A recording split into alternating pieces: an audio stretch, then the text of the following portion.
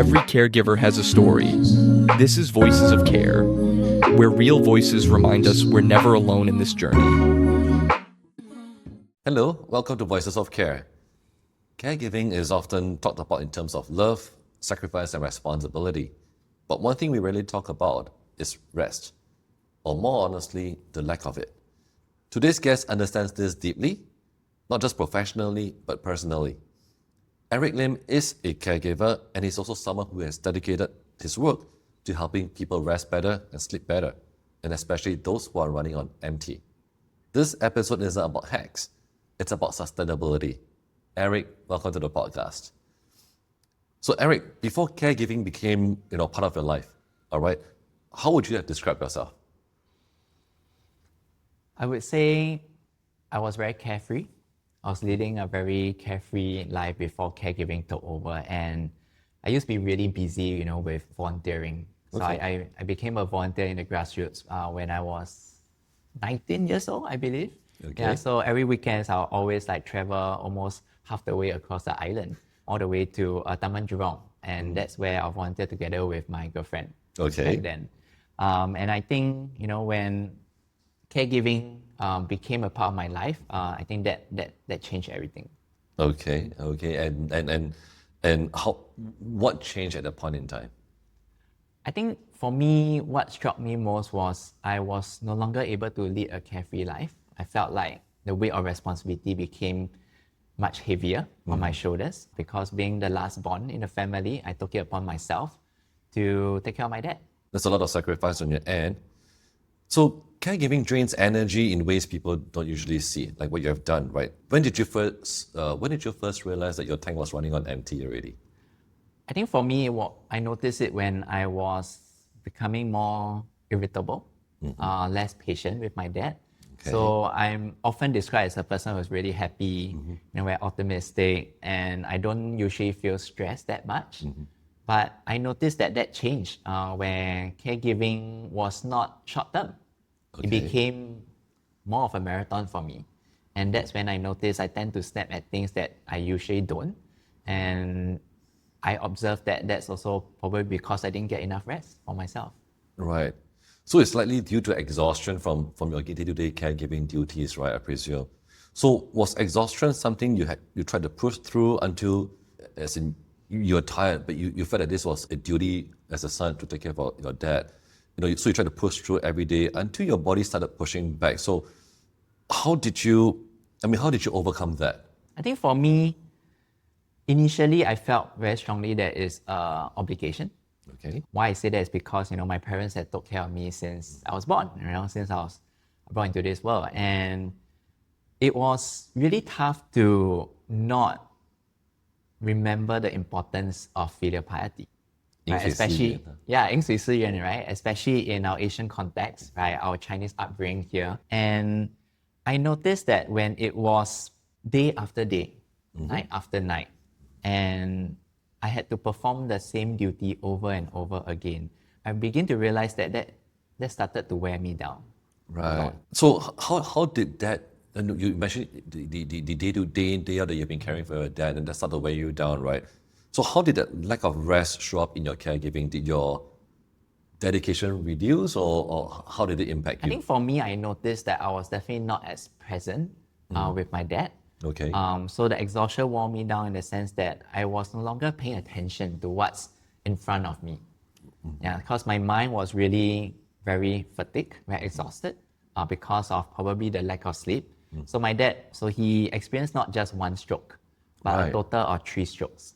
In the span of... In a span of about 2 to 3 years. Wow. Yeah, so I first became a caregiver when I was 24, Okay. when I was in my final year of university. So I feel like when dementia set in, when he descended into dementia itself, I think that was when I noticed that his behavior changed, his personality changed, and that really took a toll on my sleep. Right. Yeah, so I noticed that maybe I may make some mistakes in terms of preparation of his medications. I might forget even. And I think those were the times that I noticed that exhaustion began to really take root. Right. Yeah. I'm going to deviate a little bit from the questions we prepared earlier, right? But one of the things that I'm curious to really find out is that when exhaustion kicked in at that point in time and you realize you're not giving the same amount of care to your dad, not just your dad, but what about the closest people around you? How has that impacted that? Your family, your girlfriend, your relationships, for example? I think first thing I noticed is definitely I'm not able to show up for them as much as I would like to. So on my dad's side, I wasn't as good as a son that I would like to be. And I think the same goes for my mom as well, because, with my dad getting the stroke and the dementia, it was a huge blow for my mom. And I was providing that sense of emotional support for my mom as well. And I find that, with the exhaustion, it affected my sense of presence with my mom. So I noticed that maybe I'm not as patient in listening to what she has to tell me or share with me. So if I may summarize that, in a way, exhaustion not just affects the people you care that you're caregiving for, basically it also affects the relationships all around you in that sense, right? Yeah, so and I think that's actually one of the most important thing I noticed, right? Because when the relationship gets affected, it's really hard to sustain the journey. Absolutely. Especially close ties are very important. When I first started out caregiving, I didn't know how to ask for help. It's a very common, it's something that we've been hearing all the time actually, that caregivers struggle alone most of the time. But there are actually many institutions or many communities that can actually help if you know where to ask for help. Given that exhaustion can impact caregiving duties and relationships, right? That is, so you actually move into this industry, the sleep industry in that sense, sleep and recovery, right? So during your own caregiving journey, okay, so before you move into this sort of sleep and recovery industry, during your caregiving journey, how broken was your own sleep? How broken was my own sleep? I would say very fragmented. Okay. How do I know? So let me give you an example. So for me, what happened was, I can remember distinctively there was this night when my dad would call my name repeatedly. Right? In the middle of the night, it's like 12 plus a.m. And he would go like, Eric, and he's just sleeping beside me, in the room across to mine. And I just couldn't fall asleep, right? Because, how can I ignore my dad call for help, right? So I went over and he would say, hey, Eric, I need to go down now. Okay, and where is he going? Yeah, so I was like looking at the clock, like, it's not exactly the morning yet. And so it turns out that he wanted to go down. So every day he would go for his dementia daycare. Okay. So there's this van that would pick him up and I'll bring him down. I'll wheel him down in his wheelchair. And I noticed that, he was just getting very confused about day and night. Right. So it's very much disoriented, right, to the time itself. So that was when I realized that, wow, his reality was clearly not the same as mine. Okay. And in the past, I would have like resisted a lot. It's like, no, just go and sleep. But I think at that point, it's like, okay, why not let me just go along with it and bring him down? And maybe he will realize that it's still really dark at that time. Yeah, so how it affected my sleep is that I noticed that I wasn't able to get the sleep that I needed. Because it's so disruptive. It's so disruptive, right? So even if I could fall asleep, I would be awoken. So it's really this sense of hyper arousal, this sense of always scanning my environment for anything that could happen. I see. Actually, a very interesting point you brought up just now about dementia, right? I think most people, most regular folks like us, when we talk about dementia, we sort of link it to, I forget where I am at this point in time. What you mentioned just now about the inability to understand whether it's day or night is something that's very new to me, and in that sense, I'm linking it back to dementia. Are there any other traits around dementia that is uncommon to what most of us are aware of? Yeah, so I think what I mentioned earlier is this symptom called sundowning. Okay. Yeah, so that's where they have a disorientation of day and night. Right. Yeah, and initially I wasn't aware, so it really came as a shock to me. So it's also one of the symptoms of dementia in that sense. I think more towards moderate to late stage dementia. Not so much in the early stages. I see. From my own understanding. So that could probably be very disruptive to your day-to-day, because I cannot imagine waking up at 12 and then you say, hey, Eric, let's go for breakfast right now. Yeah. And you're like, okay, go eat prata.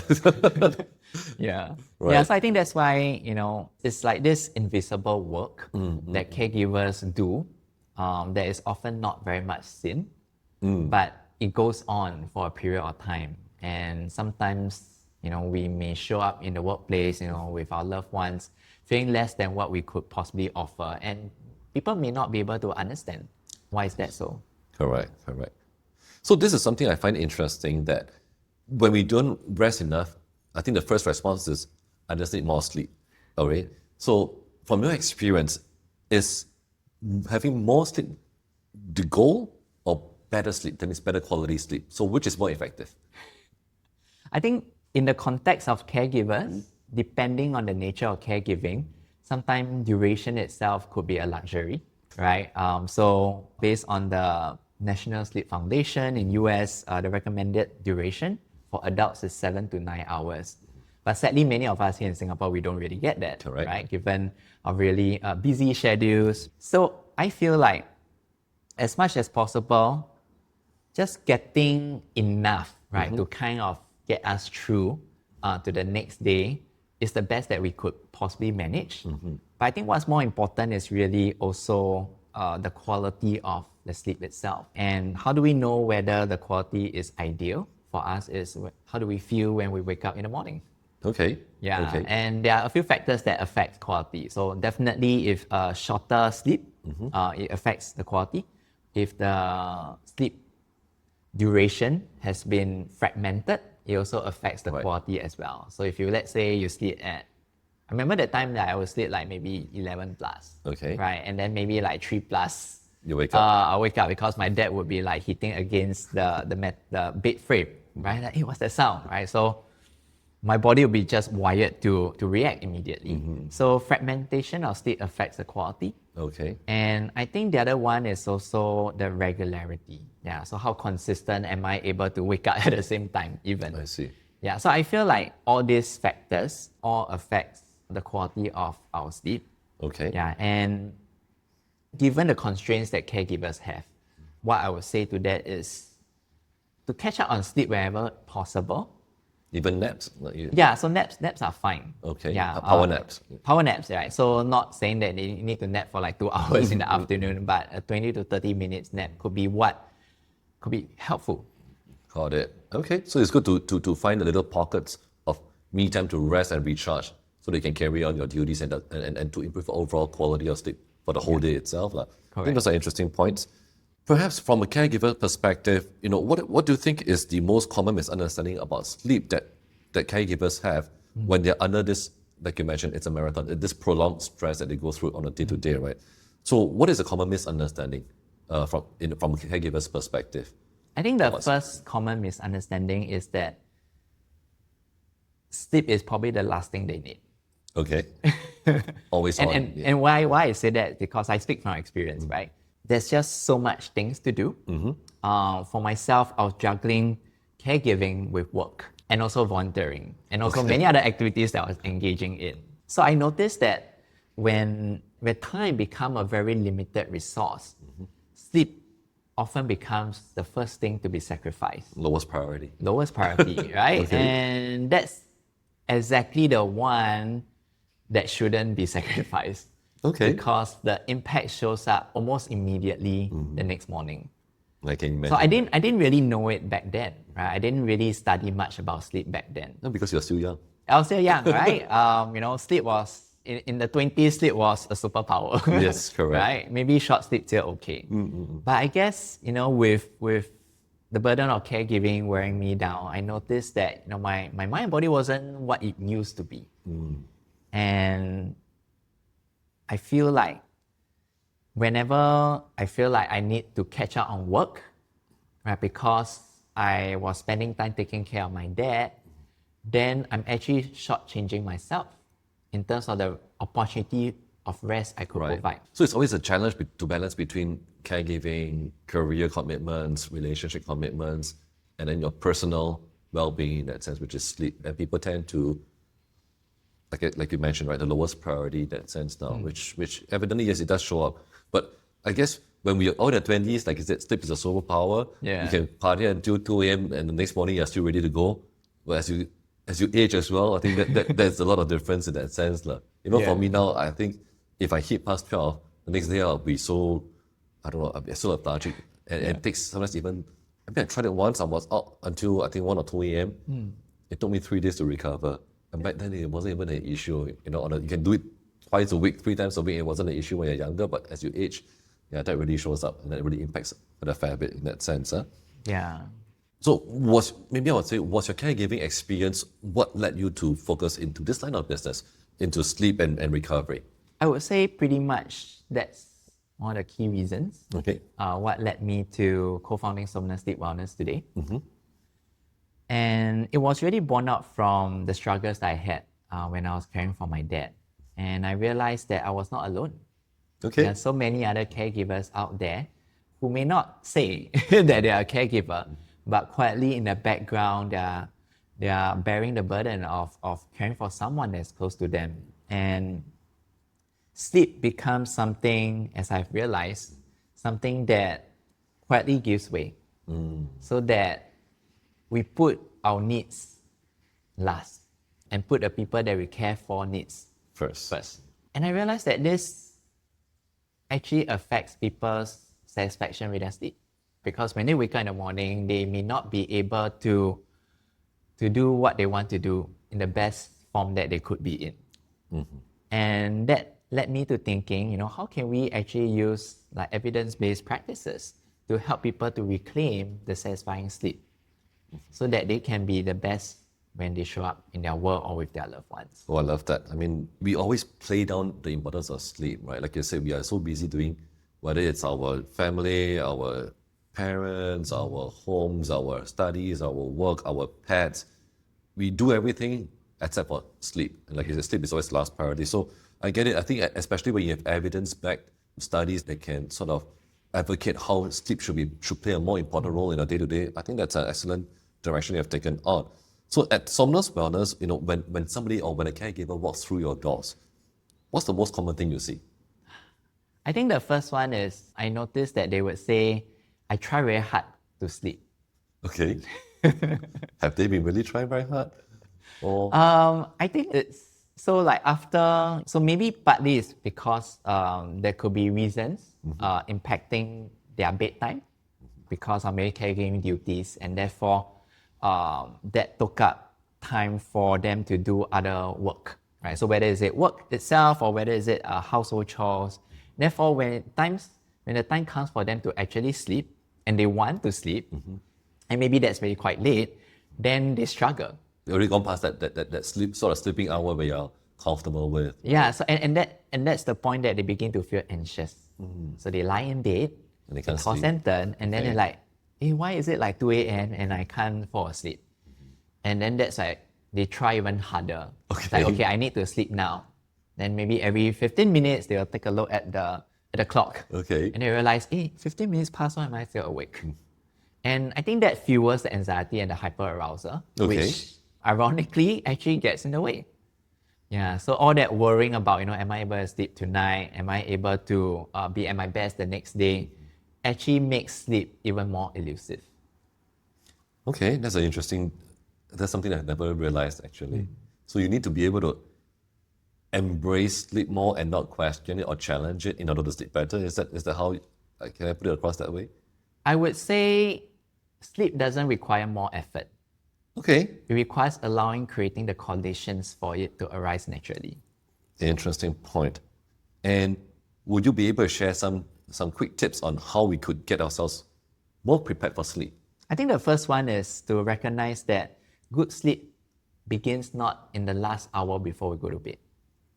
Okay. But it begins the moment that we wake up in the morning. Oh, that's early. Okay. Early preparation.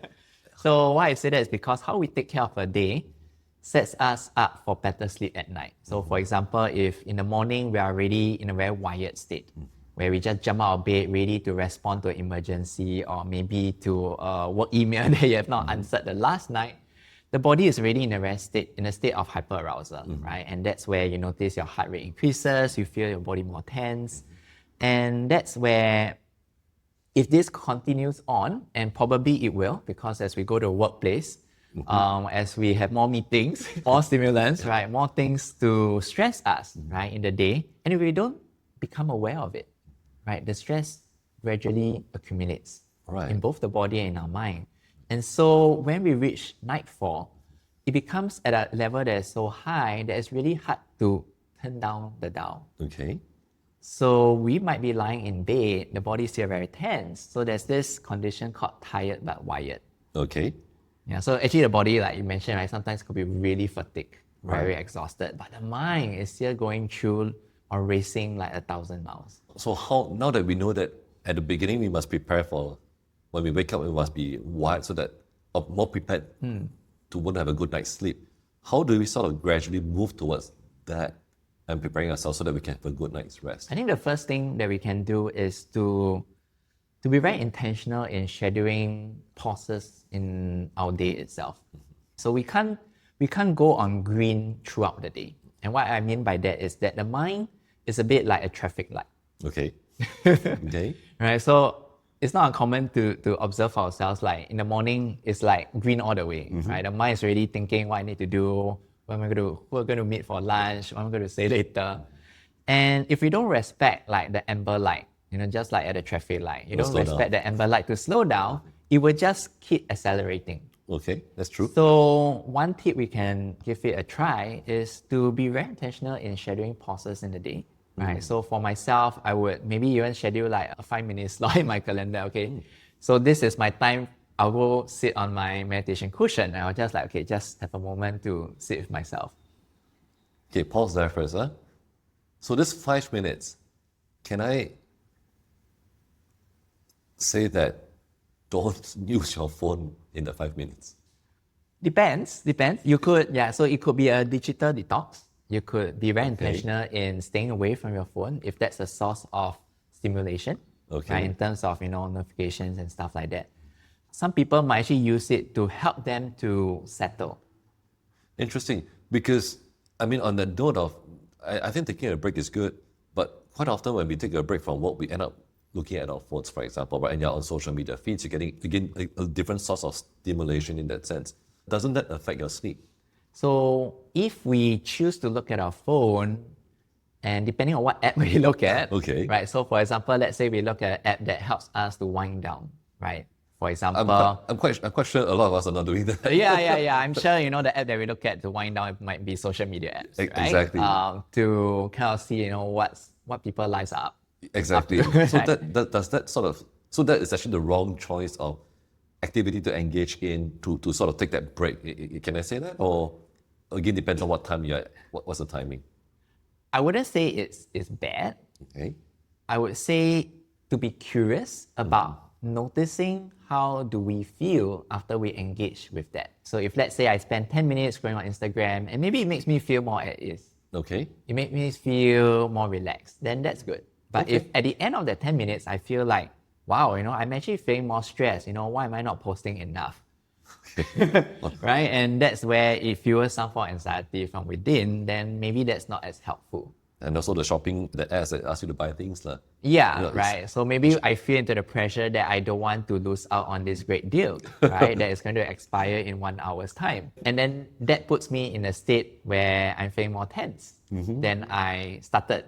Right. Okay. Yeah, so I think it comes back to becoming more curious, more aware of how are we taking care of our day and into the night itself. So with a pause like 5 minutes, so if let's say 5 minutes you're using your phone, but it helps you to really wind down, then that's okay. But if you choose to stay away from your phone, and maybe you kind of just settle into just noticing and creating that quiet space for yourself, then that's fine as well. That's great. Okay. So for caregivers who are listening in right now, if there's one thing they can do tonight to improve rest, what would that suggestion be? That's a tough one. One thing. One thing. I would say allow themselves to notice when sleepiness arises. Okay. And to not dismiss that signal coming from the body. To honor it, to respect it. So what I mean by that is, yes, I notice, maybe I have a lot of work to catch up on. there's this 10,000 things that are not finished. But in this moment, if I'm noticing that I'm no longer able to concentrate on what I want to do, if I'm noticing that I try so hard to keep my eyes open, But you can't. but I can't. I try so hard to keep myself from yawning, but I can't. That's the signal, that's the wisdom of our body telling us that actually maybe now I'm approaching a state of sleepiness and I want to honor that. So that's where I would invite people to go to their bed, right? Really creating an environment that supports that rest for them so that the body is able to go through that restorative process when the opportunity for sleep is there. So I think, like you said, a lot of times we tend to fight that because we always feel that there's so much to do, but that is actually detrimental to our output and our performance at the end of the day, and we are not able to carry out those duties, whether it's work or even our caregiving duties, effectively. So when the body says that it's time to rest, you need to rest, I think it's important that we respect that message that comes through, right? Yeah. That's great. So many caregivers define strength as endurance. Has your definition of strength now changed?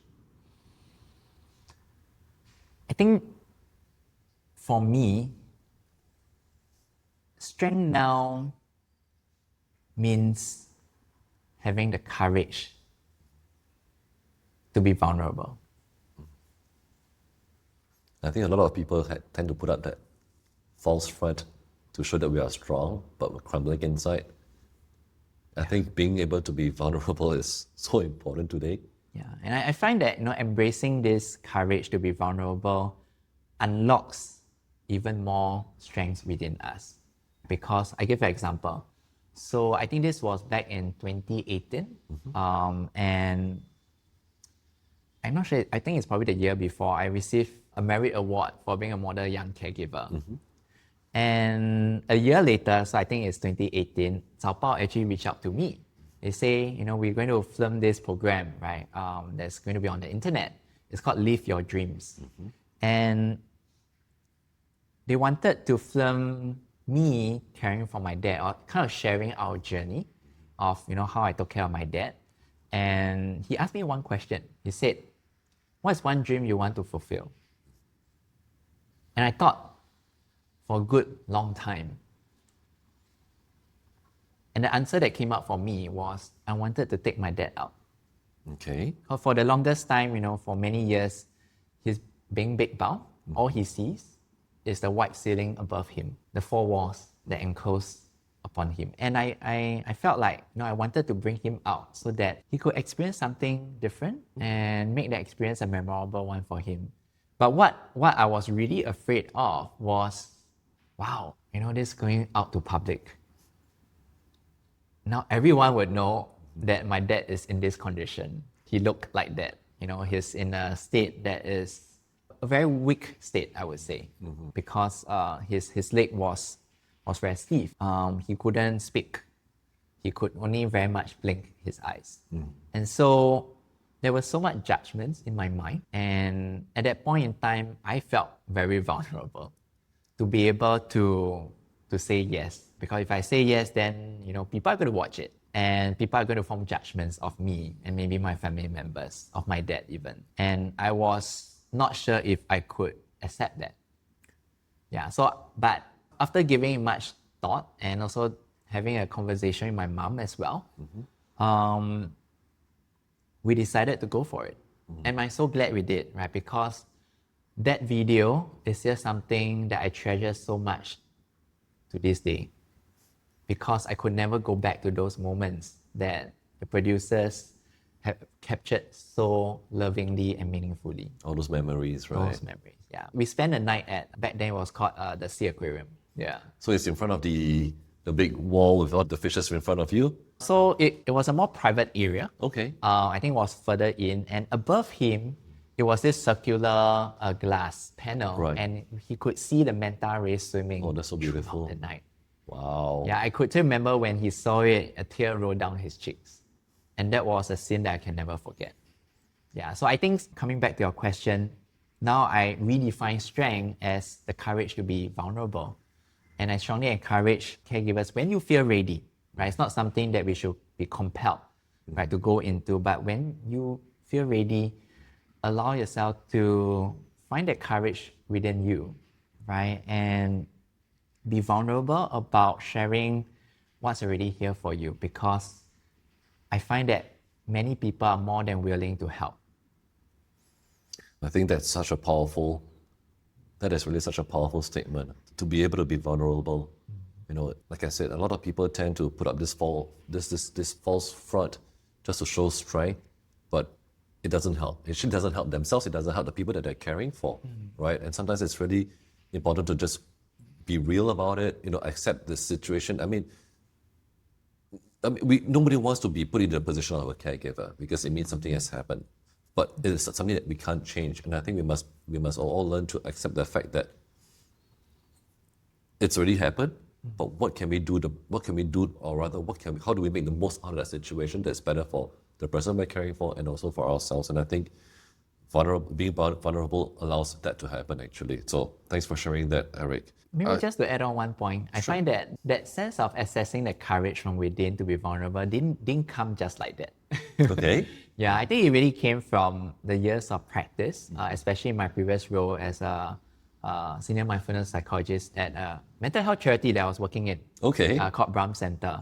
And I'm really thankful to my ex-boss, Angie, who really gave me the opportunity to go deeper in this practice of mindfulness and also sharing with fellow Singaporeans as well. Yeah, so it's this mindfulness is really about this practice of staying present, right? Paying attention to what's unfolding moment to moment for us, and in a non-judgmental way. And I think for me that's probably the most important element, right? Because it's so easy to form judgments of our situation, of how people think of us, right? And to be able to see it just as a thought and not to get consumed or caught up in it, gives us the space to actually choose a response to move forward. And I find that the daily practices, whether is it a breath meditation or lying down body scan or loving kindness practice, it helps me to find more clarity from within. Yeah, because the mind is often a really busy one. But until we make a conscious choice to want to sit with it, to give it space to settle,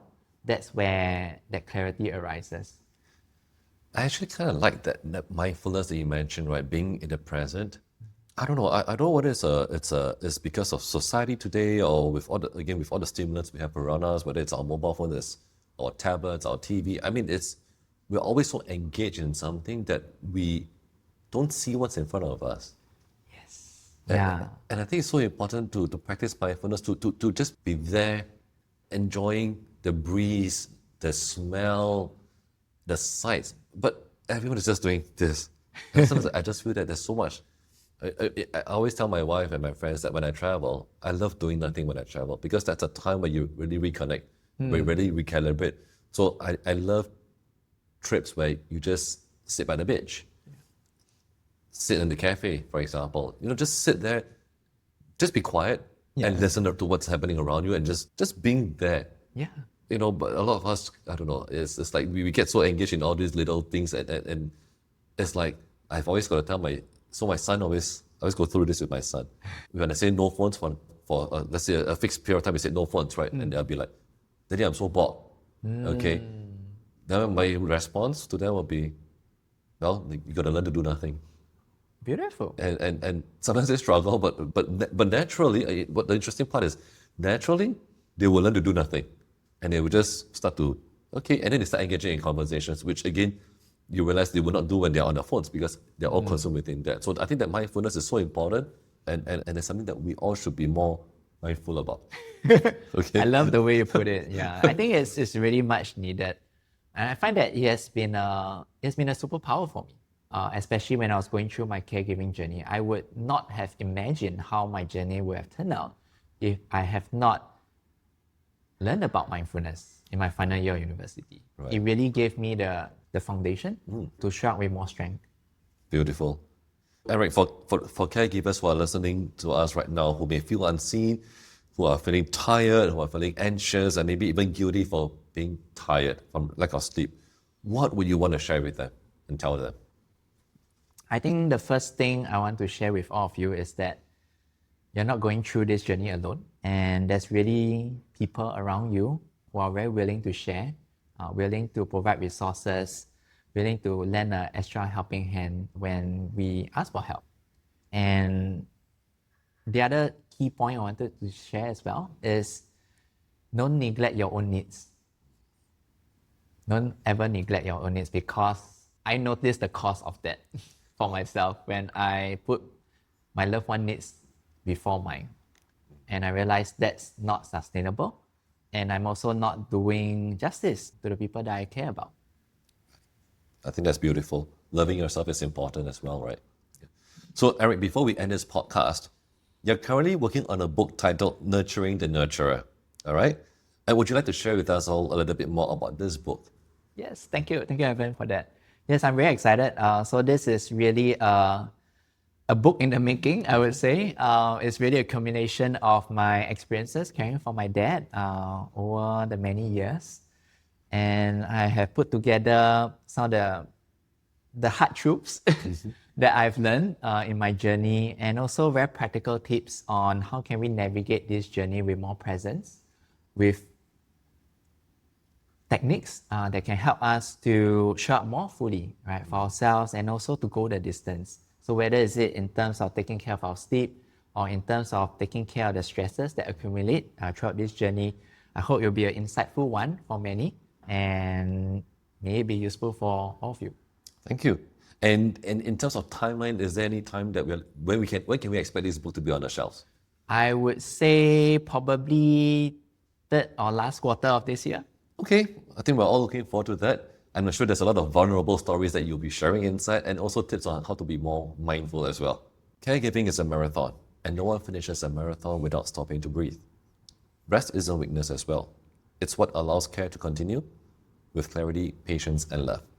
If today's conversation resonated with you and sleep has quietly disappeared from your life, you don't have to navigate this alone. We'll include Eric's work at Somnus Sleep Wellness in the description box below for those who want to learn more. Eric, thank you, not just for what you do, but for reminding us that caregivers matter too. If you like what you're hearing, do like us and subscribe to our channel. Thank you.